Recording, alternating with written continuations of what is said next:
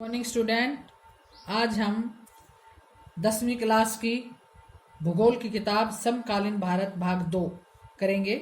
और इस किताब के यानी कि इस बुक के 4 लेसन हमने करने हैं। संसाधन एवं विकास, वन एवं वन्यजीव संसाधन, जल संसाधन और कृषि। सबसे पहले हम जो करेंगे आज संसाधन और विकास। संसाधन विकास दो शब्द हैं। तो सबसे पहले हम देखते हैं संसाधन। संसाधन क्या है? संसाधन क्या है? हमारे पर्यावरण में उपलब्ध प्रत्येक वस्तु जो हमारी आवश्यकताओं को पूरा करने में प्रयुक्त की जा सकती है, वो क्या है? एक संसाधन है। सिंपल सा अर्थ है कि हमारे पर्यावरण में उपलब्ध प्रत्येक वस्तु जो हमारी आवश्यकताओं को पूरा करने में प्रयुक्त की जाती है, वो क्या कहलाती है? एक संसाधन है। ये संसाधन कितने प्रकार के होते हैं? ये जो है इनका वर्गीकरण 4 आधार पर किया जाता है। सबसे पहला है उत्पत्ति के आधार पर, दूसरा है समाप्ति के आधार पर, तीसरा है स्वामित्व के आधार पर और चौथा है विकास के स्तर के आधार पर। अब इन चारों आधार पर अलग अलग हम इनका वर्णन करते हैं। सबसे पहले उत्पत्ति के आधार पर 2 प्रकार का होता है। एक होता है जैव संसाधन और दूसरा अजैव संसाधन। जैव संसाधन, इन संसाधनों की प्राप्ति जीवमंडल से होती है। किससे होती है? जीवमंडल से। इनमें क्या होता है? जीवन होता है। जैसे मनुष्य है, वनस्पति जात है, प्राणी जात है, मत्स्य जीवन है, पशुधन है, ये सब क्या है? जैव संसाधन है। क्यों? क्योंकि इन सब के अंदर जीवन होता है। दूसरा है अजैव संसाधन। वे सारे संसाधन जो निर्जीव हैं, यानी कि जिनके अंदर जीवन नहीं है, जैसे चट्टाने और धातुएं। ठीक है, ये किसके आधार पर था? उत्पत्ति के आधार पर। अब क्वेश्चन हमारा बन जाता है उत्पत्ति के आधार पर संसाधन कितने प्रकार के होते हैं? तो 2 प्रकार के होते हैं। ठीक है। ये दूसरा क्वेश्चन क्या आता है? जैव संसाधन किसे कहते हैं? ये आ जाएगा। अजैव संसाधन किसे कहते हैं? ये आ जाएगा। ठीक है। उसके बाद दूसरा आधार क्या है? समाप्ति के आधार पर, कि कैसे समाप्त होंगे। पहला क्या है? नवीकरण योग्य संसाधन। वे संसाधन जिन्हें भौतिक, रासायनिक या यांत्रिक प्रक्रियाओं द्वारा नवीकृत या पुनः उत्पन्न किया जा सकता है, यानी कि दोबारा से जिनको हम प्रयोग में ला सकते हैं, जैसे सौर ऊर्जा तथा पवन ऊर्जा, मेन ये हैं। उसके बाद दूसरा क्या है? अनवीकरणीय योग्य संसाधन, यानी कि इन संसाधनों का विकास एक लंबे भूवैज्ञानिक अंतराल में होता है। यानी कि आप एक बार अगर ये खत्म हो जाता तो इसको जल्दी से आप दोबारा से प्रयोग में नहीं ला सकते। कुछ चीजें तो इसमें ऐसी होती है जो प्रयोग में दोबारा आती नहीं, लेकिन कुछ आती हैं तो क्या होते हैं? बहुत लंबे समय के अंतराल के बाद आती हैं, जैसे खनिज और जीवाश्म ईंधन। ठीक है। उसके बाद जो है ये क्या है? अब फिर इसका क्वेश्चन बन जाएगा हमारा कि समाप्ति के आधार पर संसाधन कितने प्रकार के हैं? तो नवीकरण योग्य संसाधन और अनवीकरणीय योग्य संसाधन। एक और क्वेश्चन बनेगा 1 नंबर का, नवीकरणीय योग्य संसाधन किसे कहते हैं? अनवीकरणीय योग्य संसाधन किसे कहते हैं? फिर क्या आता है? नवीकरणीय योग्य संसाधन जो है उसके उदाहरण बताओ। तो ये उदाहरण है। अनवीकरणीय योग्य संसाधन क्या है? उसके उदाहरण बताओ कि क्या क्या चीजें हैं, उसमें ये आ जाएगा हमारा। उसके बाद तीसरा आधार क्या है हमारा? स्वामित्व के आधार पर, यानी कि स्वामित्व का मतलब कि उनके ऊपर किसका अधिकार है। ठीक है, कि किसका अधिकार है। इसमें इसके 4 हैं। एक व्यक्तिगत, जिसमें किसी एक व्यक्ति का, निजी व्यक्ति का जो है स्वामित्व होता है, वो क्या है? स्वामित्व के आधार पर व्यक्तिगत संसाधन है ना। और दूसरा क्या है? सामुदायिक स्वामित्व वाले, जिसके ऊपर एक व्यक्ति का, किसी का नहीं होता बल्कि पूरे समुदाय का होता है। जैसे अगर आप देखें तो हमारे गांव में क्या होते हैं? तालाब। शहर में क्या होता है? पार्क। ये सब क्या है? ये सार्वजनिक है, सामुदायिक है, जिसके ऊपर सबका अधिकार होता है। उसके बाद जो है तीसरा क्या है? राष्ट्रीय संसाधन। ऐसे संसाधन जिनके ऊपर पूरे राष्ट्र का अधिकार है। तकनीकी तौर पर देश में पाए जाने वाले सारे संसाधन क्या है? राष्ट्रीय है। देश की सरकार का कानूनी रूप से उनके ऊपर अधिकार होता है, किसी एक व्यक्ति का उनके ऊपर अधिकार नहीं होता। देखा होगा कि ये जो है ये क्या है? सारे खनिज पदार्थ, जल संसाधन, वन और वन्यजीव संसाधन, राजनीतिक सीमाओं के अंदर सारी भूमि, ये सब कुछ क्या आ जाते हैं? राष्ट्रीय संसाधन में आ जाते हैं। और कई बार आपने देखा होगा कि जब सड़कें बनाई जाती है, नहरें बनाई जाती हैं, रेलवे लाइन बिछाई जाती है, तो अगर किसी निजी स्वामित्व के व्यक्ति का अगर कोई खेत भी बीच में आ जाता है तो उसको भी वो जो है क्या कर सकते हैं? उसको अपनी सड़क बनाने के लिए बीच में ले सकते हैं, क्योंकि वो भी क्या है? राष्ट्रीय संसाधन है। उसके बाद चौथा क्या है? अंतर्राष्ट्रीय संसाधन। ये क्या है? कुछ अंतर्राष्ट्रीय संस्थाएं संसाधनों को नियंत्रित करती हैं। तट रेखा से 200 समुद्री मील की दूरी से परे खुले महासागरीय संसाधनों पर किसी देश का अधिकार नहीं है। 200 मीटर तक आपका अधिकार है, 200 के बाद आपके देश का अधिकार नहीं है। इन संसाधनों को अंतर्राष्ट्रीय संस्थाओं की सहमति के बिना उपयोग नहीं कर सकता कोई देश। तो ये क्या थे? स्वामित्व के आधार पर। स्वामित्व के आधार पर क्या क्या गए? व्यक्तिगत, सामुदायिक, राष्ट्रीय और अंतर्राष्ट्रीय। व्यक्तिगत एक व्यक्ति का अधिकार, सामुदायिक समाज का अधिकार, राष्ट्रीय राष्ट्र का देश का अधिकार, अंतर्राष्ट्रीय जिसमें दूसरे देशों का अधिकार। उसके बाद अगला आधार क्या है हमारा? विकास के स्तर के आधार पर, कि उनके विकास का स्तर क्या है। ये वे संसाधन है जो किसी प्रदेश में विद्यमान होते हैं परंतु इनका उपयोग नहीं किया गया है। आपके देश में हैं लेकिन उपयोग नहीं किया गया है। फॉर एग्जाम्पल, गुजरात, राजस्थान और गुजरात में वन और सौर ऊर्जा संसाधनों की अपार संभावना है, बहुत है हमारे देश में, लेकिन इनका सही ढंग से विकास नहीं हुआ। संभावी का मतलब संभावना है, हमारे पास अवेलेबल है, हम इनका विकास कर सकते हैं, आने वाले समय में हो सकता है। दूसरा क्या है? विकसित संसाधन। वे संसाधन जिनका सर्वेक्षण किया जा चुका है और उनके उपयोग की गुणवत्ता और मात्रा निर्धारित की जा चुकी है, यानी कि जो संसाधन क्या हो चुके हैं? विकसित हो चुके हैं, उनको क्या कहा जाएगा? विकसित संसाधन। तीसरा क्या है? भंडार। पर्यावरण में उपलब्ध वे पदार्थ जो मानव की आवश्यकताओं की पूर्ति कर सकते हैं परंतु उपयुक्त प्रौद्योगिकी के अभाव में उसकी पहुंच से बाहर हैं, वो क्या होंगे? भंडार में शामिल होंगे।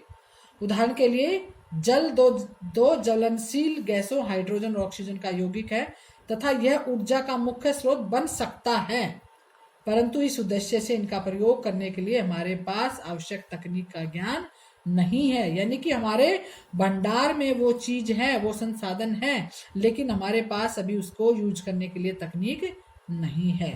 चौथा क्या है? संचित कोष। ये किसके आधार पर करें हम? विकास के स्तर के आधार पर।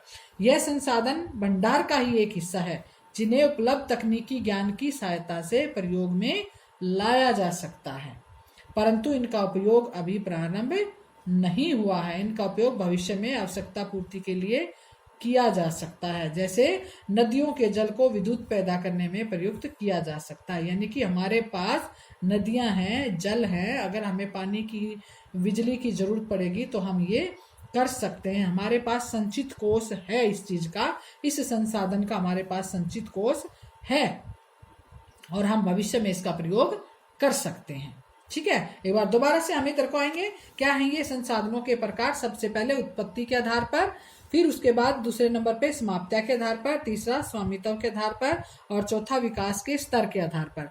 अलग अलग जो है ये सारे हैं और मैंने आपको बताया अलग अलग भी क्वेश्चन बनेगा, इसका बन जाएगा, इसका बन जाएगा, स्वामित्व का बन जाएगा, है ना, उसके बाद विकास के स्तर का बन जाएगा।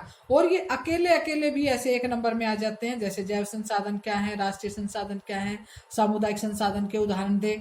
तो आपने जितना मैंने बताया है आपने इसको बड़े अच्छे से ध्यान से पढ़ना है और इसको ध्यान से समझना है। अब ये जो संसाधन है, इन संसाधनों के विकास में क्या आया है, क्या यह समस्या आई है? संसाधनों का विकास, कि जो संसाधन है, जो इनका विकास किया जा रहा है, संसाधन जिस प्रकार मनुष्य के जीवन व्यापन के लिए अति आवश्यक है उसी प्रकार जीवन की गुणवत्ता बनाए रखने के लिए भी महत्वपूर्ण है। ऐसा विश्वास किया जाता है कि संसाधन प्रकृति की देन है, परिणाम स्वरूप मानव ने इनका अंधाधुंध उपयोग किया जिससे निम्नलिखित मुख्य समस्याएं पैदा हो गई हैं। ये क्वेश्चन क्या बन गया कि संसाधन के विकास में क्या मुख्य समस्याएं पैदा हो गई हैं। तो इसके 3 पॉइंट बनेंगे, हम 3 पॉइंट देखेंगे। सबसे पहला पॉइंट क्या है? कुछ व्यक्तियों के लालचवश संसाधनों का ह्रास, कि कुछ व्यक्ति जो है बहुत ज्यादा लालच करते हैं जिसके कारण संसाधनों का क्या हो गया है? पतन हो गया है। अधिक जो है जितनी जरूरत है उससे ज्यादा जो है क्या करते हैं? इस्तेमाल करते हैं, इसके कारण क्या हो गया? संसाधनों का पतन हो गया है। उसके बाद दूसरा है संसाधन समाज के कुछ ही लोगों के हाथ में आ गए हैं जिससे समाज 2 हिस्सों संसाधन संपन्न एवं संसाधनहीन अर्थात अमीर और गरीब में बट गया है। ये भी क्या आ गई है? दूसरी समस्या, क्या कि संसाधन के कारण समाज 2 हिस्सों में बट गया, एक हिस्सा गरीब और एक अमीर। गरीब कौन? जिसके पास संसाधन नहीं है, अमीर कौन? जिसके पास संसाधन है। तीसरा क्या पॉइंट बन जाएगा हमारा? संसाधनों के अंधाधुंध शोषण से वैश्विक पारिस्थितिक संकट पैदा हो गया है। यानी कि क्या हो गया है? भूमंडलीय का तापन यानी कि जिसको बोलते हो ग्लोबल वार्मिंग, जिसको हम बोलते हैं कि विश्व के तापमान का एकदम बढ़ जाना, ओजोन परत का क्या हो जाना, ओजोन परत में छेद हो जाना, पर्यावरण प्रदूषण हो जाना और भूमि निम्नीकरण हो जाना यानी कि भूमि की उर्वरता शक्ति का कम हो जाना। ये सारी चीजें किसकी वजह से हो गई है? संसाधनों का अंधाधुंध शोषण करने से क्या हो गया है? ये सारी चीजें विश्व में पैदा हो गई हैं। ठीक है, ये हमारे समाज में हो गई, ये व्यक्ति में, ये विश्व में। इसके बाद हम आगे देखते हैं, ये क्वेश्चन हमारे बहुत बार आता है, सतत पोषणीय विकास क्या है? सतत पोषणीय विकास। तो सतत पोषणीय विकास क्या होता है? सतत पोषणीय आर्थिक विकास का अर्थ है कि विकास पर्यावरण को बिना नुकसान पहुंचाए हो और वर्तमान विकास की प्रक्रिया भविष्य की पीढ़ियों की आवश्यकता की अवहेलना ना करे। अगर इसको मैं साधारण शब्दों में आपको बताऊं तो इसका मतलब क्या है कि सतत पोषणीय विकास क्या है कि वर्तमान समय में इस तरीके से विकास किया जाए कि पर्यावरण का नुकसान भी ना हो और पर्यावरण जो है क्या हो, पर्यावरण का नुकसान भी ना हो और संसाधन आने वाली पीढ़ियों के लिए भी सेफ रहें। तो इस तरीके से जो विकास किया जाता है तो वो क्या कहलाता है? सतत पोषणीय विकास। ठीक है, तो ये है। इसके बाद हम देखते हैं, ये है रियो डी जेनेरो पृथ्वी सम्मेलन 1992। ये क्वेश्चन आता है कि पृथ्वी सम्मेलन, सबसे पहला पृथ्वी सम्मेलन कब और कहाँ हुआ? तो रियो डी जेनेरोवा पृथ्वी सम्मेलन 1992 में हुआ है ये। ठीक है, ये किस बात से संबंधित था? ये पर्यावरण संरक्षण से संबंधित था। जैसा मैंने अभी बताया कि ये जो हमने ये वाला जो पॉइंट किया है कि वैश्विक पारिस्थितिक संकट पैदा हो गया, इस संकट को ध्यान में रखते हुए विश्व के देशों ने यह अंतर्राष्ट्रीय सम्मेलन किया था, जो किसके लिए था? ये इस बात के लिए था कि किस तरीके से जो है पर्यावरण को उसको संरक्षित किया जाए, पर्यावरण का संरक्षण किया जाए। उसके बाद आता है संसाधन नियोजन। संसाधन नियोजन का मतलब क्या है? नियोजन शब्द से आप अच्छी तरीके से समझ सकते हैं। नियोजन का मतलब है प्लानिंग, कि संसाधनों का किस तरीके से नियोजन किया जाए, किस तरीके से योजना बनाकर इस्तेमाल किया जाए कि संसाधन जो हैं अब हम उनका अच्छी तरह प्रयोग भी कर लें और आने वाले समय के लिए भी वो बच जाएं। या हम कह सकते हैं कि किस तरीके से इनका प्रयोग किया जाए कि अगर एक क्षेत्र में संसाधन है तो उस क्षेत्र के द्वारा सभी क्षेत्रों का विकास हो सके। तो किस तरीके से इस नियोजन को अपनाया जाए? संसाधनों के विवेकपूर्ण उपयोग के लिए नियोजन एक सर्वमान्य रणनीति है। इसलिए भारत जैसे देश में जहां संसाधनों की उपलब्धता में बहुत अधिक विविधता है और यह भी महत्वपूर्ण है, यहाँ ऐसे ये क्या है? अब हम इसका अगर क्वेश्चन बनाना चाहें तो क्या क्वेश्चन बनाएंगे? भारत में संसाधन नियोजन की आवश्यकता क्यों है? क्या बनेगा क्वेश्चन? भारत में संसाधन नियोजन की आवश्यकता क्यों है? क्यों है? सबसे पहले कि यहाँ पर क्या है, यहाँ कुछ ऐसे प्रदेश हैं जहाँ हर तरह के संसाधनों की प्रचुरता है, मतलब बहुत है, परंतु दूसरी तरह के संसाधनों की कमी है। कुछ ऐसे प्रदेश भी हैं जो संसाधनों की उपलब्धता के संदर्भ में आत्मनिर्भर हैं और कुछ ऐसे भी प्रदेश हैं जो नहीं हैं, जहाँ महत्वपूर्ण संसाधनों की अत्यधिक कमी है। उदाहरण देखते हैं, झारखंड, मध्य प्रदेश, छत्तीसगढ़ आदि प्रांतों में खनिजों और कोयलों के प्रचुर भंडार हैं। अरुणाचल प्रदेश में जल संसाधन प्रचुर मात्रा में पाए जाते हैं, परंतु मूल विकास की इनमें कमी है। यानी कि जिन हमारे प्रदेशों में संसाधन अधिक है वहां पर क्या है? विकास की कमी है। अब देखते हैं, राजस्थान में पवन और सौर ऊर्जा संसाधनों की बहुतायत क्या है? बहुतायत है, लेकिन जल संसाधनों की कमी है। लद्दाख का शीत मरुस्थल देश के अन्य भागों से अलग थलग पड़ता है। यह प्रदेश सांस्कृतिक विरासत का धनी है, परंतु यहाँ जल, आधारभूत अवसंरचना तथा कुछ महत्वपूर्ण खनिजों की क्या है? कमी है। इसलिए राष्ट्रीय, प्रांतीय, प्रादेशिक और स्थानीय स्तर पर संतुलित संसाधन नियोजन की आवश्यकता है। किस किस स्तर पर? राष्ट्रीय स्तर पर भी आवश्यकता है, प्रांतीय स्तर पर भी, प्रादेशिक और स्थानीय स्तर पर भी संतुलित विकास नियोजन की आवश्यकता है। क्योंकि किसी जगह पर संसाधन अधिक है तो वहां पर क्या है? विकास नहीं है, है ना? किसी जगह पर विकास है तो वहां पर संसाधन नहीं है। तो इन संसाधनों का किस तरीके से प्रयोग किया जाए कि सब जगह जो है इसकी हम अपनी आवश्यकताओं को पूरा कर सकें। अब बात आती है भारत में संसाधन नियोजन की प्रक्रिया, कि किस प्रक्रिया के द्वारा भारत में संसाधन का नियोजन किया गया है।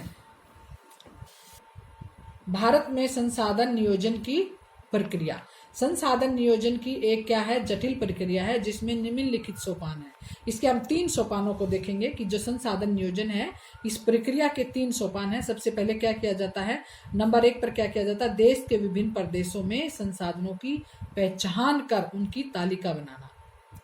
दूसरा क्या है, संसाधन विकास योजनाएं लागू करने के लिए उपयुक्त प्रौद्योगिकी, कौशल और संस्थागत नियोजन ढांचा तैयार करना। पहले क्या करना है, पहचान करके तालिका बनानी है। दूसरा फिर क्या करना है, नियोजन ढांचा तैयार करना है। और तीसरा क्या है, संसाधन विकास योजनाओं और राष्ट्रीय विकास योजनाओं में समन्वय स्थापित करना। ये जटिल प्रक्रिया है भारत में। ये 3 कार्य अगर करने के बाद ही भारत में संसाधनों का नियोजन किया जा सकता है। सबसे पहला क्या करना है, पहचान करके तालिका बनानी है, फिर उनका ढांचा बनाना है, और फिर उस विकास योजनाओं का राष्ट्रीय स्तर पर क्या किया जाता है, समन्वय किया जाता है। उसके बाद ही आप क्या कर सकते हो, इनको, इस संसाधन के नियोजन को आप अपना सकते हो। किसी क्षेत्र के विकास के लिए संसाधनों की उपलब्धता एक आवश्यक शर्त है, परंतु प्रौद्योगिकी और संस्थाओं में तदनुरूपी परिवर्तनों के अभाव में मात्र संसाधनों की उपलब्धता से ही विकास संभव नहीं है। देश में बहुत से क्षेत्र हैं जो संसाधन समृद्ध होते हुए भी आर्थिक रूप से पिछड़े प्रदेशों की गिनती में आते हैं। यानी कि आप ये नहीं कह सकते कि जहाँ संसाधन अधिक है वहीं पर विकास है। इसके विपरीत कुछ ऐसे प्रदेश भी हैं जो संसाधनों की कमी होते हुए भी आर्थिक रूप से विकसित हैं। तो उपनिवेश का इतिहास हमें बताता है कि उपनिवेशों में संसाधन संपन्न प्रदेश विदेशी आक्रमणकारियों के लिए मुख्य आकर्षण केंद्र थे। ये क्वेश्चन आता है कि विदेशियों के लिए जो है क्या था, विदेशियों के लिए संसाधन क्या थे, क्या थे, मुख्य आकर्षण का केंद्र क्यों थे। ठीक है, क्या क्वेश्चन है, उपनिवेशकों के लिए संसाधन मुख्य आकर्षण का केंद्र क्यों थे। क्योंकि उपनिवेशकारी देशों ने बेहतर प्रौद्योगिकी के सहारे उपनिवेशों के संसाधनों का शोषण किया तथा उन पर अपना आधिपत्य स्थापित किया। अतः संसाधन किसी प्रदेश के विकास में तभी योगदान दे सकते हैं जब वहां उपयुक्त प्रौद्योगिकी विकास और संस्थागत परिवर्तन किए जाएं। उपनिवेश के विभिन्न चरणों में भारत ने इन सब का अनुभव किया है। अतः भारत में विकास सामान्यतः तथा संसाधन विकास लोगों के मुख्य संसाधनों की उपलब्धता पर आधारित नहीं था, बल्कि इसमें प्रौद्योगिकी, मानव संसाधन की गुणवत्ता और ऐतिहासिक अनुभव का भी योगदान रहा है। ठीक है, आज की वीडियो में हम इतना ही करेंगे। मैं दोबारा आपको बताती हूँ हमने क्या क्या किया है। सबसे पहले हमने किया है संसाधन क्या है, ठीक है, ये इसका क्वेश्चन बन गया। उसके बाद है संसाधनों का वर्गीकरण, उसके आधार क्या है, ये 4 आधार हैं, उत्पत्ति के आधार पर, समाप्ति के आधार पर, स्वामित्व और विकास के आधार पर। फिर इनके अलग अलग पॉइंट हैं और ये जो अलग अलग पॉइंट हैं इनको आपने क्या करना है, एक्सप्लेन करना है और अच्छे से देखना है। और उसके बाद आ जाता है हमारा संसाधनों का विकास, यानी कि अंधाधुंध संसाधनों का प्रयोग करने से क्या समस्याएं हमारे सामने आई। और उसके बाद ये तत्पोषणीय विकास किया है हमने, पृथ्वी सम्मेलन के बारे में मैंने आपको बताया। फिर संसाधन, भारत में संसाधन नियोजन की आवश्यकता क्यों है, और उसके बाद भारत में संसाधन नियोजन की प्रक्रिया। ठीक है, ये क्वेश्चन हमने किए हैं और बाकी का भाग हम दूसरी वीडियो में करेंगे।